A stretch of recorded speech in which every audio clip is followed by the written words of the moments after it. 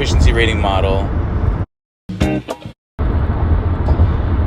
Okay, so what we're trying to do here is use a efficiency rating model from a game that a lot of Americans can relate to, and it's a little simpler and easier to understand in terms of applied analytics and what efficiency means, and that's football, right, or American football. And people are familiar, at least have some familiarity with, the modeling of a football game according to QB rating or NFL passer rating efficiency, right? So what we're basically trying to create here is a NFL passer rating efficiency type model for soccer players, okay? And what we're doing is analogizing and then using statistical regressions from past results to figure out how good the model is or what the analogy means, and how it can give insights into individual soccer players and teams in terms of their efficiency, right? And efficiency is everything. Net goals, right, is basically what you're trying to get at with efficiency. Now, there aren't enough net goals in soccer to measure that and have it be meaningful. There's a lot of luck in the game. So what we're trying to do is measure what we believe are key performance indicators. Let's call them attempts under the QB rating model, but any decision, whether it's defensive or offensive, that's successful or should or attempted, right, leads to the number of attempts that you have, right? And then completions is what percentage of those decisions were properly executed, whether it's offensive or defensive again, right? And then yards would be packing. So in the NFL QB passer rating context, right, it's very clear what the efficiency is. The ball's moving down the field. The more the ball moves down the field, the greater chances of a touchdown. It's the sum of a parts game. The greater the QB efficiency, the greater the scoring over time. Chances are the greater you're going to win the game, all right?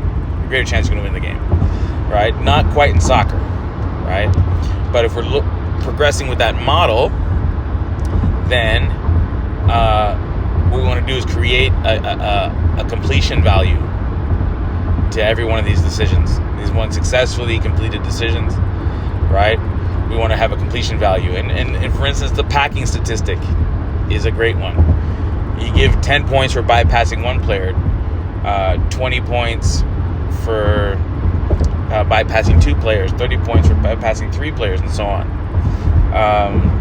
You give 10 points for ball recoveries or winning a 50-50 ball, that kind of thing. And that's a very common approach in soccer, the packing statistic, right? But this rating model, this efficiency model, will relate that efficiency or those efficiencies to actual scoring and the impact that those key performance indicators have over time, which is what we're trying to get at, right? Now, if we just measure net goals over time, it's not significant because too many factors change. But when we talk about efficiency over time, you can get a much stronger data set over a much more relevant constrained time window, maybe even down to a game or two. And so what we're looking at is modeling player efficiency along the lines of basically the NFL passer rating, right? So here's the model in a nutshell. We're going to look at every decision on the field. We're going to call that an attempt, right? And then from there, we're going to proceed to find out what decisions, and those decisions are agnostic. They're basically what your game model calls for. So I coached a game last night. Most players had 40 decisions, 50 decisions, somewhere in there. And for the most part, they're completing 67 to 70% of their decisions, according to the game model, right? We don't want people doing things that are not relevant to the game model.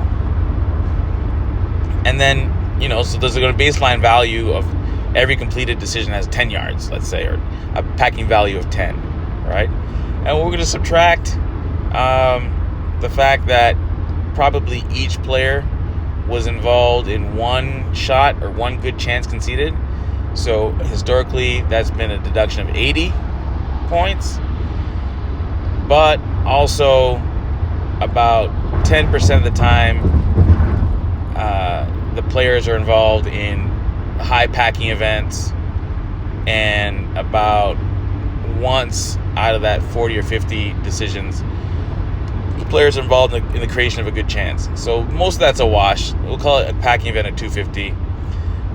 One goal chain, right? They're part of a goal action, and at least once for every player, a decision led to a shot conceded. So what does that mean? So if you were the NFL quarterback as a player in that game, what would that mean? Right? So we put all that information into the rating calculator, right?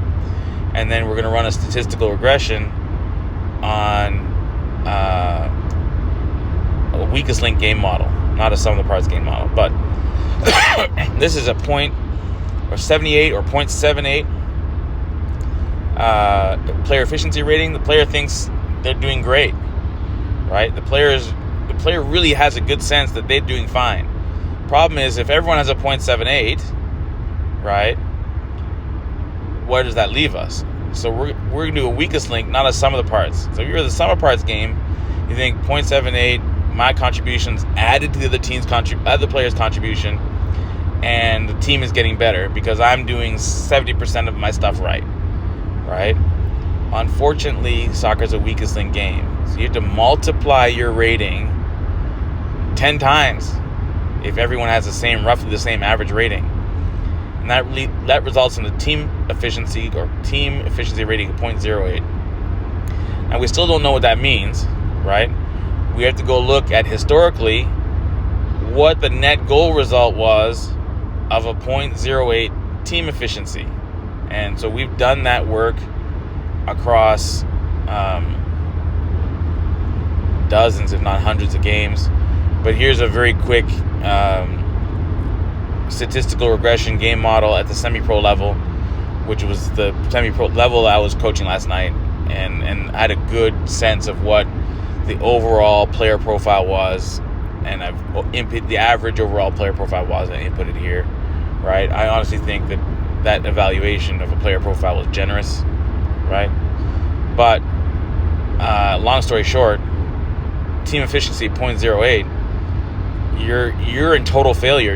You're almost guaranteeing yourself to lose at a 0.6 team efficiency. Now,